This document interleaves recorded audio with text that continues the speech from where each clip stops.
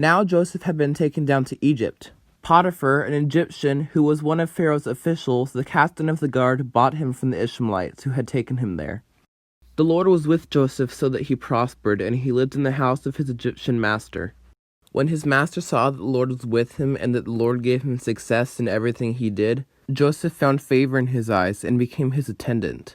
Potiphar put him in charge of his household and everything he owned.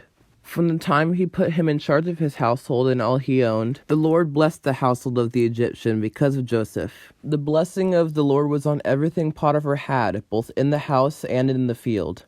So Potiphar left everything he had in Joseph's care. With Joseph in charge, he did not concern himself with anything except the food he ate.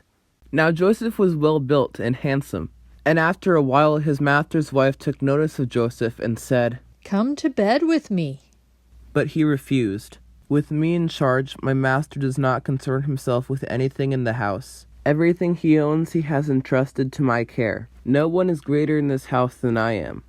My master has withheld nothing from me except you, because you are his wife. How then could I do such a wicked thing and sin against God? And though she spoke to Joseph day after day, he refused to go to bed with her or even be with her. One day he went into the house to attend his duties, and none of the household servants were inside. She caught him by his cloak and said, "Come to bed with me."